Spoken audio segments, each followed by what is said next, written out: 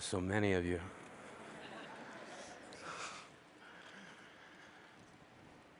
When I was a kid, I hid my heart under the bed because my mother said, if you're not careful, someday someone's going to break it. Take it from me, under the bed is not a good hiding spot. I know because I've been shot down so many times, I get altitude sickness just from standing up for myself. But that's what we were told. Stand up for yourself.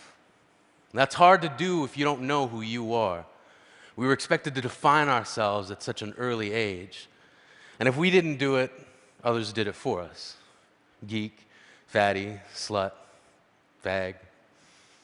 And at the same time we were being told what we were being asked, what do you want to be when you grow up? I always thought that was an unfair question. It presupposes that we can't be what we already are. We were kids. When I was a kid, I wanted to be a man. I wanted a registered retirement savings plan that would keep me in candy long enough to make old age sweet. When I was a kid, I wanted to shave. Now, not so much. When I was 8, I wanted to be a marine biologist. When I was 9, I saw the movie Jaws and thought to myself, no thank you. When I was 10, I was told that my parents left because they didn't want me. When I was 11, I wanted to be left alone. When I was 12, I wanted to die. When I was 13, I wanted to kill a kid. When I was 14, I was asked to seriously consider a career path. I said, I'd like to be a writer. And they said, choose something realistic. So I said, professional wrestler. And they said, don't be stupid. See, they asked me what I wanted to be, then told me what not to be. And I wasn't the only one. We were being told that we somehow must become what we are not, sacrificing what we are to inherit the masquerade of what we will be. I was being told to accept the identity that others will give me. And I wonder what made my dreams so easy to dismiss. Granted, my dreams are shy because they're Canadian. My dreams are self-conscious and overly apologetic.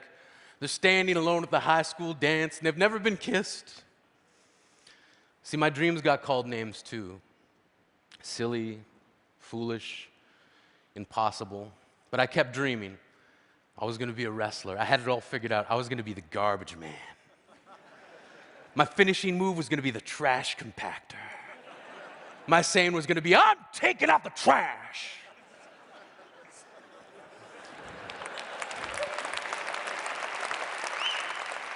And then this guy, Duke the Dumpster Drosy, stole my entire shtick. I was crushed, as if by a trash compactor. I thought to myself, what now? Where do I turn? Poetry. Like a boomerang, the thing I loved came back to me. One of the first lines of poetry I can remember writing was in response to a world that demanded I hate myself. From age 15 to 18, I hated myself for becoming the thing that I loathed, a bully. When I was 19, I wrote, I will love myself despite the ease with which I lean toward the opposite. Standing up for yourself doesn't have to mean embracing violence. When I was a kid, I traded in homework assignments for friendship, then gave each friend a late slip for never showing up on time, and in most cases, not at all. I gave myself a hall pass to get through each broken promise. And I remember this plan born out of frustration from a kid who kept calling me Yogi, then pointed to my tummy and said, too many picnic baskets. Turns out it's not that hard to trick someone. And one day before class, I said, yeah, you can copy my homework. And I gave him all the wrong answers that I'd written down the night before. He got his paper back expecting a near-perfect score and couldn't believe it when he looked across the room at me and held up a 0. I knew I didn't have to hold up my paper of 28 out of 30, but my satisfaction was complete when he looked at me puzzled, and I thought to myself, smarter than the average bear, motherfucker.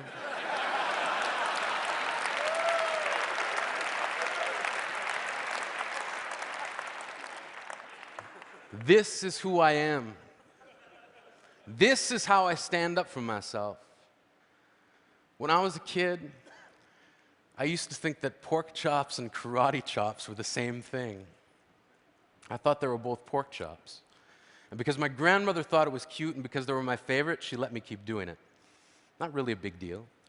One day, before I realized fat kids are not designed to climb trees, I fell out of a tree and bruised the right side of my body. I didn't want to tell my grandmother about it because I was scared I'd get in trouble for playing somewhere I shouldn't have been. A few days later, the gym teacher noticed the bruise and I got sent to the principal's office. From there, I was sent to another small room with a really nice lady who asked me all kinds of questions about my life at home. I saw no reason to lie. As far as I was concerned, life was pretty good. I told her whenever I'm sad, my grandmother gives me karate chops.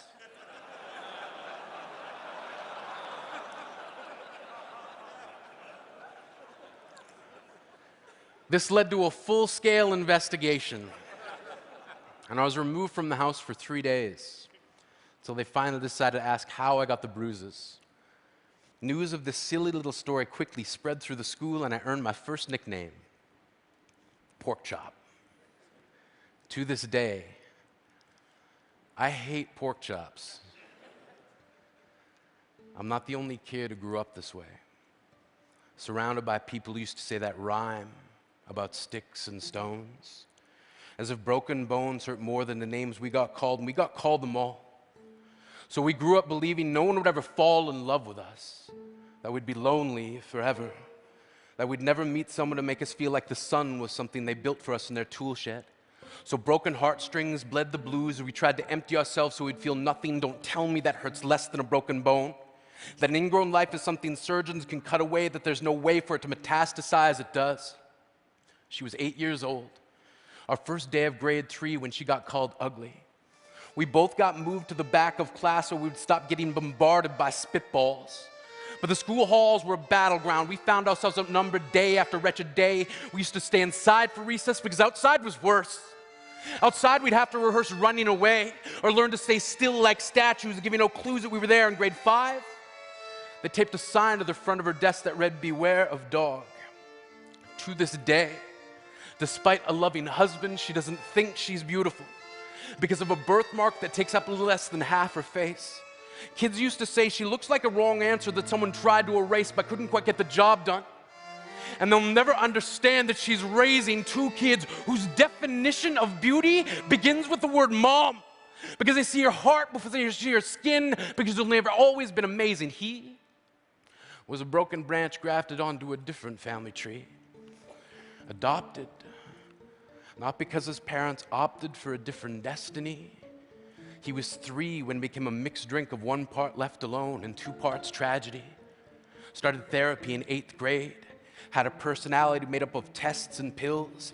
Lived like the uphills were mountains and the downhills were cliffs. 4/5 suicidal, a tidal wave of antidepressants, and an adolescent being called pauper. 1 part because of the pills, 99 parts because of the cruelty. He tried to kill himself in grade 10 when a kid who could still go home to mom and dad had the audacity to tell him, "Get over it." As if depression is something that could be remedied by any of the contents found in a first aid kit.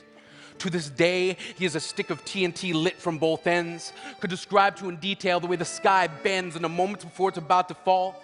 And despite an army of friends who all call him an inspiration, he remains a conversation piece between people who can't understand. Sometimes being drug-free has less to do with addiction and more to do with sanity. We weren't the only kids who grew up this way. To this day, kids are still being called names. The classics were, "Hey stupid," "Hey spaz." Seems like every school has an arsenal of names getting updated every year. And if a kid breaks into school and no one around chooses to hear it, they make a sound. They're just background noise from a soundtrack stuck on repeat when people say things like, "Kids can be cruel." Every school was a big top circus tent. And the pecking order went from acrobats to lion tamers, from clowns to carnies, all of these miles ahead of who we were. We were freaks. Lobster claw boys and bearded ladies. Oddities, juggling depression and loneliness, playing solitaire, spin the bottle, trying to kiss the wounded parts of ourselves and heal. But at night, while the others slept, we kept walking the tightrope. It was practice, and yes, some of us fell. But I want to tell them that all of this is just debris left over when we finally decide to smash all the things we thought we used to be And if you can't see anything beautiful about yourself, get a better mirror, look a little closer, stare a little longer, because there's something inside you that made you keep trying despite everyone who told you to quit. You built a cast around your broken heart and signed it yourself. You signed it, they were wrong. Because maybe you didn't belong to a group or a clique. Maybe they decided to pick you last for basketball or everything. Maybe you used to bring bruises and broken teeth to show and tell but never told. Because how can you hold your ground if everyone around you wants to bury you beneath it? You have to believe that they were wrong. They have to be wrong. Why else would we still be here? We grew up learning to cheer on the underdog because we see ourselves in them. We stem from a root planted in the belief that we are not what we were called. We are not abandoned cars stalled out and sitting empty on some highway. And if in some way we are, don't worry, we only got out to walk and get gas. We are graduating members from the class of we made it, not the faded echoes of voices crying out names will never hurt me. Of course, they did. But our lives will only ever always continue to be a balancing act that has less to do with pain and more to do with beauty.